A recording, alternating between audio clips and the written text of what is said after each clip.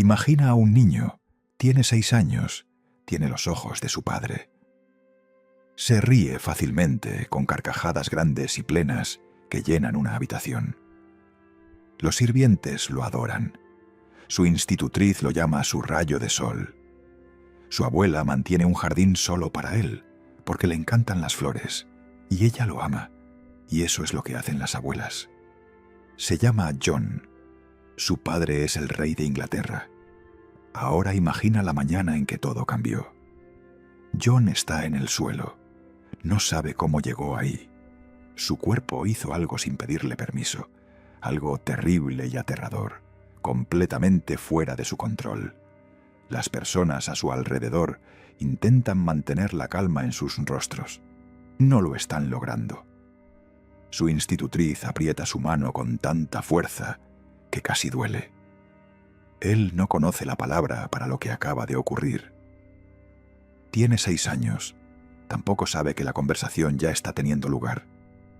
En algún lugar al fondo del pasillo, detrás de una puerta cerrada, en voz baja, cuidadosa y deliberada, como hablan los adultos cuando ya han tomado una decisión. No sobre cómo ayudarlo, no sobre cómo explicarle lo que está pasando dentro de su propio cuerpo, sino qué hacer con él, cómo manejarlo, cómo contenerlo, cómo asegurarse de que nunca se convierta en, la palabra que no dirán en voz alta, todavía no, un problema. Tiene 6 años, está en el suelo, sosteniendo la mano de su institutriz. No sabe que la puerta ya se está cerrando, no sabe que nunca volverá a abrirse. Los hijos reales como él nacieron dentro de los palacios más poderosos de la tierra. Usaban seda, los cargaban los sirvientes, y luego, simplemente, desaparecían. Los libros de historia están llenos de reyes que gobernaron con mano de hierro, reinas que superaron en astucia a gobiernos enteros, y príncipes que combatieron en guerras antes de cumplir 20 años. Pero dentro de esos mismos salones dorados existía otra historia, más silenciosa, más oscura y casi completamente borrada. La historia de los niños que nacieron equivocados, según los estándares reales. Los niños cuya existencia amenazaba a coronas, avergonzaba a dinastías y destruía la imagen de perfección divina de la que dependía la monarquía para sobrevivir. Durante siglos las familias reales de toda Europa trabajaron incansablemente para proyectar una sola cosa por encima de todo: la apariencia del favor de Dios. La riqueza era prueba de ello. Las victorias militares eran prueba de ello. Y los herederos sanos y capaces, el tipo que podía crecer, ocupar el trono y continuar el linaje, eran la prueba definitiva. Un niño nacido con síndrome de Down, con sus rasgos visibles y sus diferencias cognitivas, era exactamente lo opuesto de esa prueba. Era una grieta en el mármol, y las grietas en los palacios se enlucían lo más rápidamente posible. Lo que les sucedió a esos niños, y las historias notables, trágicas y en ocasiones redentoras de aquellos que realmente conocemos, es uno de los capítulos más ignorados de la historia real. Antes de entender qué les ocurrió a estos niños, necesitamos comprender cómo los veía el mundo. El síndrome de Down no fue identificado como una condición médica hasta 1866, cuando el médico británico John Langdon Down describió formalmente el patrón de características que observó en un grupo de pacientes. Le dio nombre al síndrome, aunque el término que eligió, mongolismo, estaba enraizado en la pseudociencia racial de su época y ha sido completamente descartado desde entonces. Pero para nuestros propósitos, el hecho crucial es este: antes de 1866, nadie disponía de un marco para entender qué era el síndrome de Down. Y antes de 1959, cuando el genetista francés Jérôme Lejeune descubrió que la condición resulta de una tercera copia del cromosoma 21, un evento genético aleatorio llamado trisomía 21, nadie entendía qué lo causaba. Eso importa enormemente, porque durante prácticamente todo el arco de la historia real, un niño nacido con síndrome de Down no se entendía como alguien con una variación cromosómica. Se le entendía a través del lente interpretativo que ofrecía la época, y los lentes de la historia raramente fueron amables. En la Europa medieval, los nacimientos inusuales se interpretaban frecuentemente como castigo divino, una madre que había pecado, un rey cuyo linaje estaba maldito, una unión que había ofendido a Dios. En algunas regiones y épocas, los niños nacidos con diferencias visibles eran considerados changelings, niños de las hadas intercambiados por el bebé real, y eran tratados en consecuencia, a menudo con resultados aterradores. Incluso en las cortes más ilustradas de los siglos XVII y XVIII, un niño que no podía hablar con claridad, no podía recibir una educación formal, no podía cumplir las funciones esperadas de una persona noble, era, en el mejor caso, objeto de lástima y, en el peor, una catástrofe política.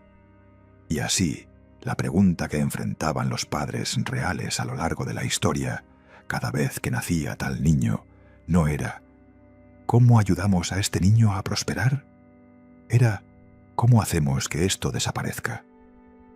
Para comprender plenamente lo que las familias reales hicieron con sus hijos discapacitados, hay que entender qué tenían que perder. Las monarquías no derivaban su poder únicamente de los ejércitos o los tesoros, aunque los necesitaban. Lo derivaban de la legitimidad, de la idea propagada a lo largo de siglos de que Dios había elegido a esa familia particular para gobernar, que su sangre era diferente, superior, bendita. El principio hereditario, la noción de que una corona debía pasar automáticamente de padres a hijos, era el fundamento mismo sobre el que descansaban estas dinastías. Cada elemento de la vida real estaba diseñado para reforzar esa idea. Los retratos, las ceremonias, las apariciones públicas cuidadosamente puestas en escena, la mitología del linaje real que se remontaba a héroes y santos. Un niño con síndrome de Down no solo complicaba esa imagen, amenazaba con deshacerla por completo. Si la sangre del rey era elegida divinamente, ¿por qué Dios le dio un hijo que no podía hablar? ¿Por qué el vientre de la reina, supuestamente bendecido por el cielo, produjo algo que la corte no podía explicar? Estas no eran preguntas teológicas abstractas. Eran armas que los enemigos políticos utilizarían sin dudarlo. Y así se puso en marcha la maquinaria del ocultamiento. Operaba en silencio, con eficiencia y con la plena cooperación de las personas más confiables para guardar secretos reales. Los médicos, las parteras, las damas de honor, el personal doméstico. Las herramientas del borrado eran sorprendentemente consistentes a través de los siglos y las fronteras. Primero, la falsa muerte. Un niño podía simplemente ser declarado mortinato o muerto en los días siguientes al nacimiento, aunque estuviera muy vivo. Se presentaba el cuerpo, a veces real y a veces no. Se realizaba el luto apropiado, y el niño era silenciosamente entregado a alguien lejos de la corte. No existía ningún sistema de registro de nacimientos, ni fotógrafos esperando fuera de las puertas del palacio, ni verificación independiente de ningún tipo. La palabra de la familia real era ley, incluido sobre quién había nacido y quién había muerto. Segundo, el alejamiento rural. Un niño que sobrevivía el tiempo suficiente como para que una muerte falsa fuera implausible, podía ser enviado al campo por su salud. Este era un concepto completamente aceptable en la Europa aristocrática. El aire del campo se consideraba restaurador. Un niño convaleciendo de alguna enfermedad vaga en una hacienda distante, cuidado por una familia local o un puñado de sirvientes leales, no atraía ninguna atención particular. Podían pasar años, décadas. El niño crecía fuera de la vista, fuera de la mente y fuera de la historia. Tercero, el monasterio.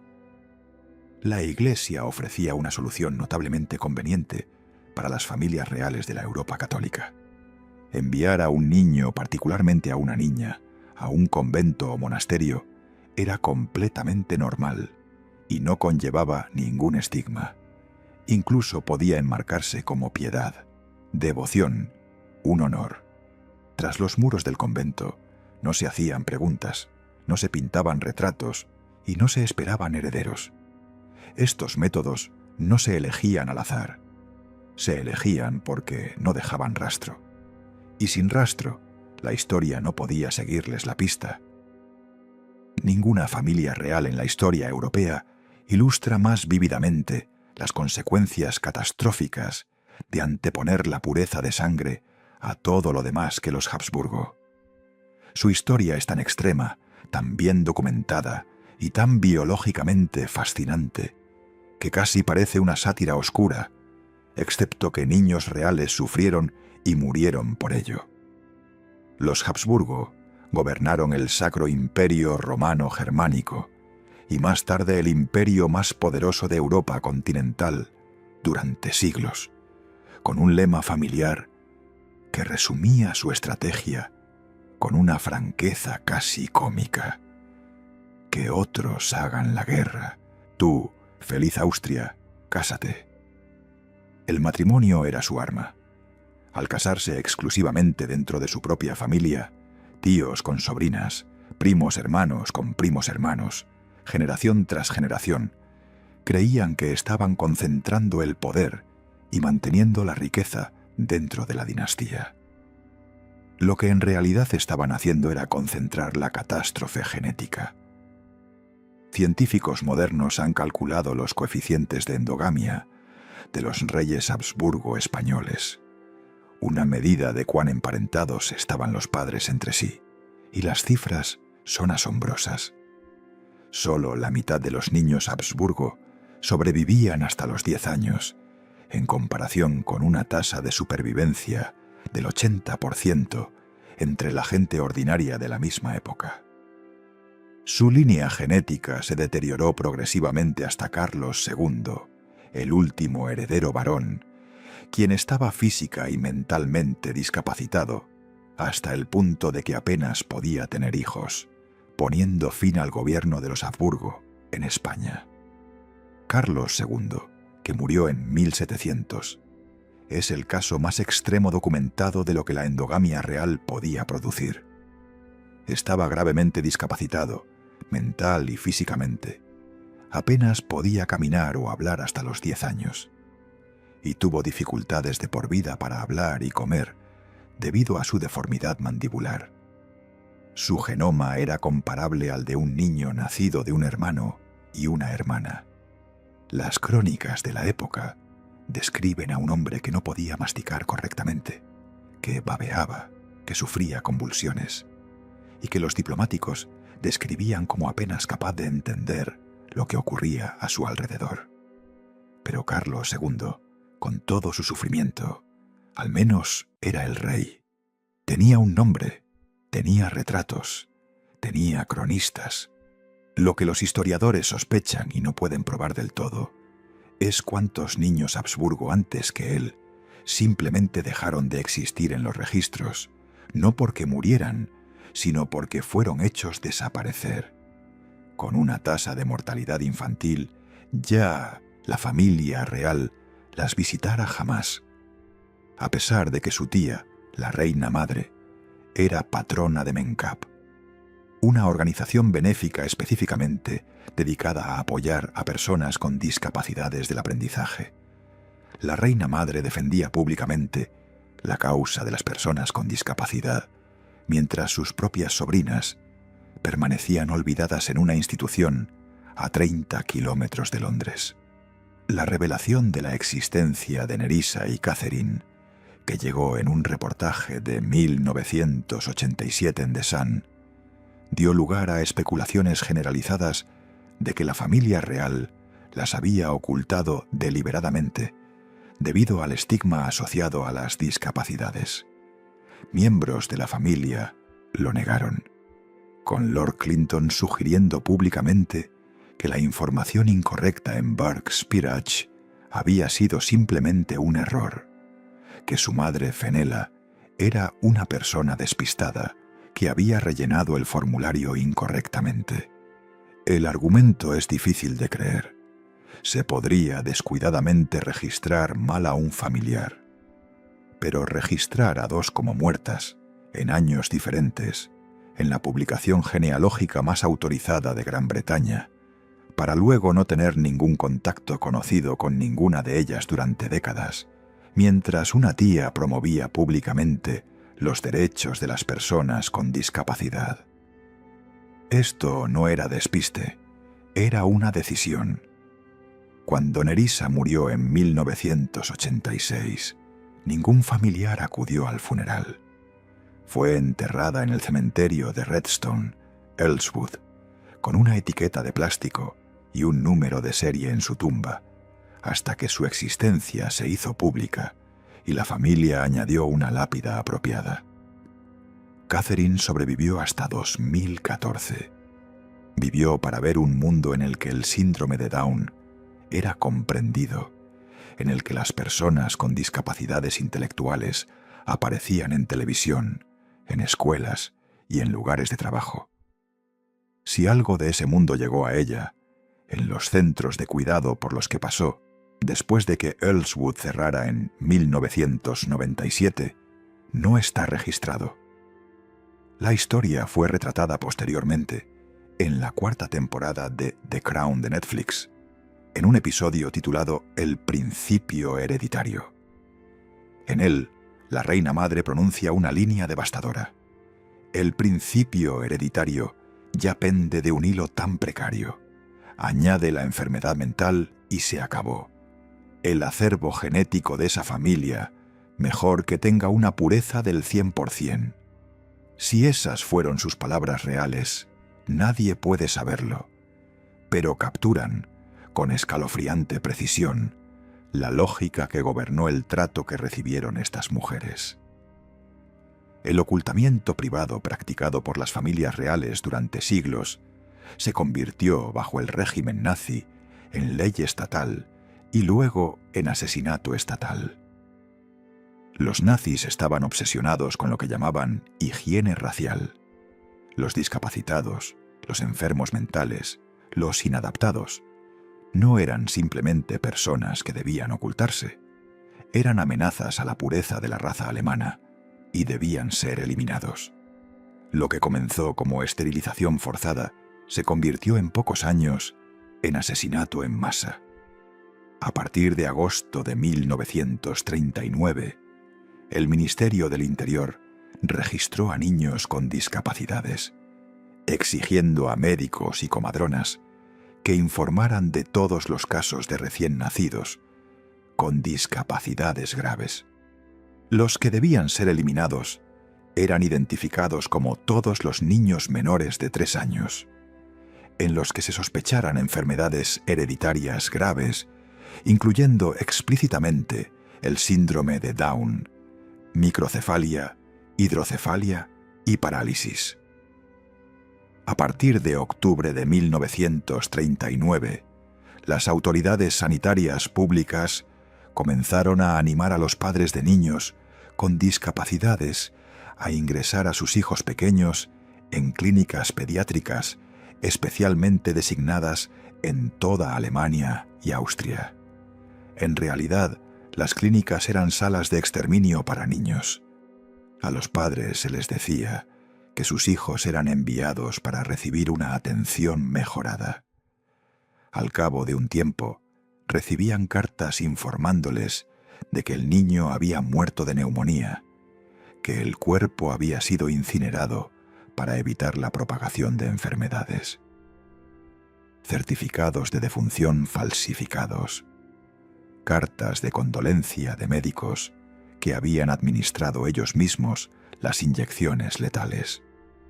Este programa, conocido finalmente como Acción T4, nombrado así por su sede administrativa en Tiergartenstrasse 4 en Berlín, se amplió para incluir a los adultos.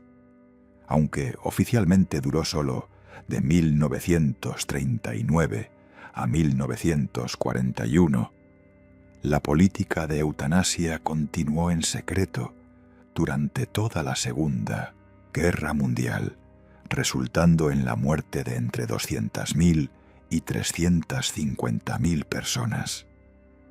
Las cámaras de gas y la maquinaria burocrática desarrolladas para matar a personas discapacitadas fueron posteriormente adaptadas para su uso en el exterminio del pueblo judío durante el Holocausto. La solución final no nació completamente formada. Se practicó primero con niños discapacitados. Es aquí donde la historia de la princesa Alexandrine de Prusia deja de ser simplemente conmovedora para volverse verdaderamente extraordinaria. Alexandrine Irene de Prusia nació el 7 de abril de 1915 en el Kronprinzenpalais de Berlín, quinta hija y primera hija mujer del príncipe heredero Wilhelm de Prusia y la princesa heredera Cecilie. Poco después de su nacimiento, quedó claro que Alexandrine tenía síndrome de Down. Sin embargo, en lugar de estigmatizarla, su familia la acogió plenamente y no la encerró por miedo al daño reputacional, a pesar de su condición de realeza. Esto fue extraordinario. En una época en que los hijos reales con síndrome de Down eran eliminados sistemáticamente de los registros, los Hohenzollern, la dinastía imperial alemana, nietos del propio Kaiser Guillermo II, mantuvieron a su hija visible. La llamaban Adini.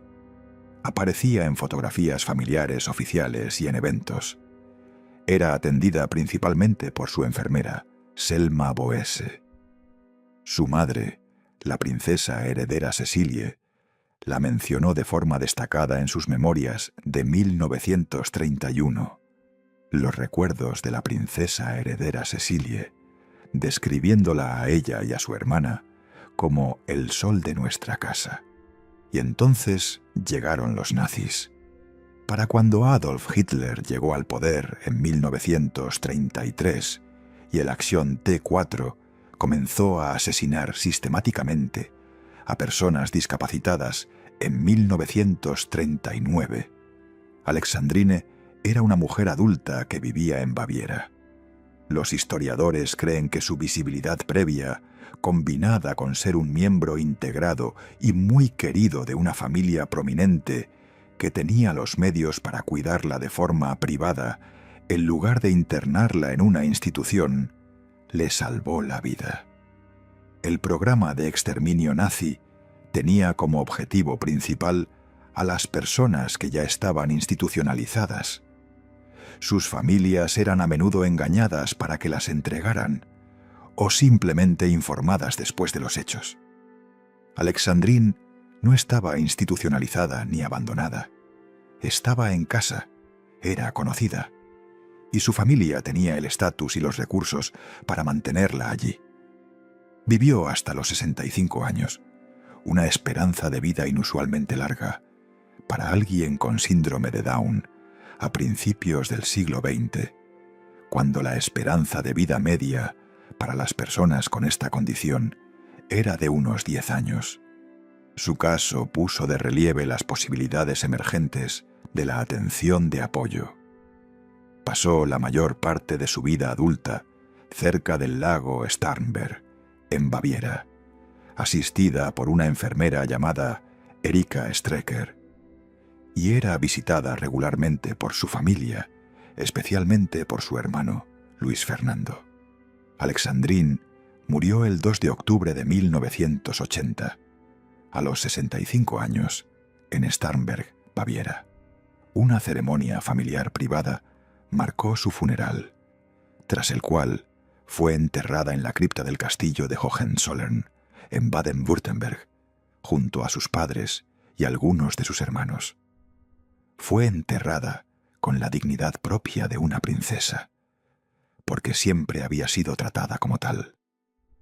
El historiador Robert Bogdan, que escribió un ensayo fotográfico sobre Alexandrine, señaló que nunca había encontrado tal contraste. Un título exaltado como princesa, vinculado a lo que normalmente era la condición estigmatizante del síndrome de Down. Esa disonancia nos dice todo sobre la época en que vivió y lo extraordinario que fue realmente la elección de su familia de amarla abiertamente. Sería fácil y equivocado reducir la historia de los hijos reales con síndrome de Down a simple crueldad. El panorama es más complicado y merece un tratamiento honesto. Muchos de los padres que enviaron a sus hijos lejos o permitieron que fueran borrados de los registros, lo hicieron en un contexto de profunda ignorancia médica.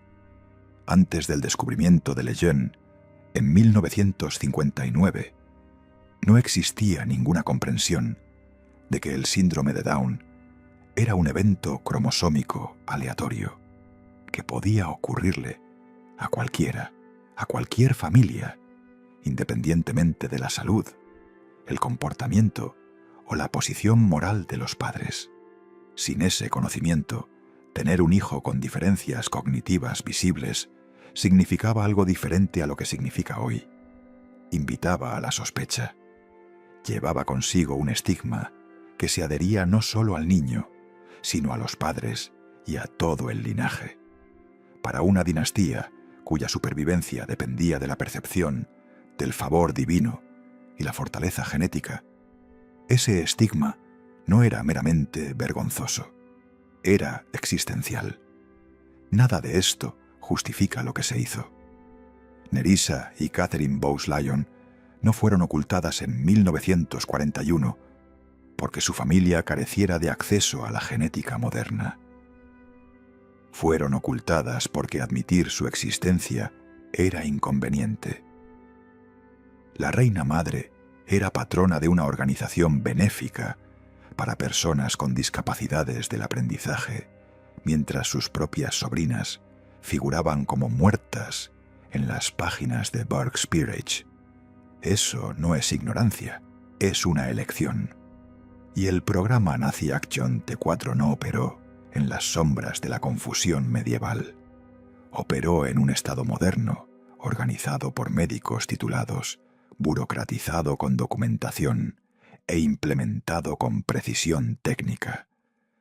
Las 200.000 a 350.000 personas asesinadas bajo ese programa no murieron porque sus asesinos carecieran de conocimiento, sino porque tenían una ideología que declaraba ciertas vidas indignas de ser vividas y el poder institucional para actuar en consecuencia. Lo que sabemos con certeza es que en las grandes casas reales e imperiales de Europa, los Habsburgo, los Hohenzollern, los Windsor británicos y sus familias aristocráticas relacionadas, los Borbones, los Romanov, nacieron niños con síndrome de Down. Estadística e inevitablemente, nacieron. La condición se produce en aproximadamente 1 de cada 700 nacimientos. Las familias reales no estaban exentas de la biología, por mucho que creyeran estarlo. Y lo que muestra el registro es que casi ninguno de esos niños aparece en él. Los retratos de las familias reales a lo largo de los siglos están llenos de niños sanos, compuestos y formalmente vestidos, que crecieron para hacer matrimonios políticos y continuar las dinastías. Los niños que no se ajustaban a ese modelo están abrumadoramente ausentes, no porque no hubieran nacido, sino porque su existencia fue gestionada y eliminada de la historia. Los vacíos en el registro son en sí mismos una evidencia. Demasiados murieron en la infancia, en momentos convenientes. Demasiados fueron enviados al campo para no volver jamás. Demasiados aparecen brevemente en un libro de cuentas y luego desaparecen.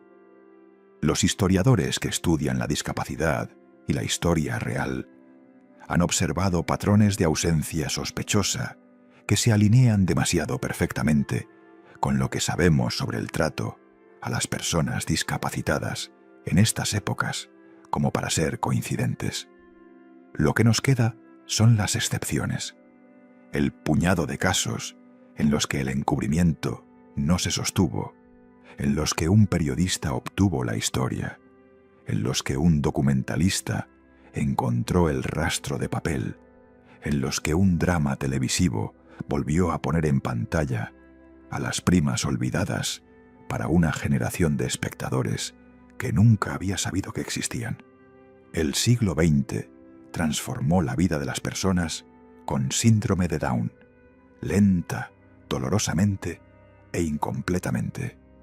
El descubrimiento de Lejeune en 1959 dio a la condición una explicación biológica y la alejó, al menos científicamente, del ámbito del castigo divino o el fracaso moral. Los sistemas educativos, las organizaciones de defensa y el cambio de actitudes culturales comenzaron a construir un mundo en el que las personas con síndrome de Down podían asistir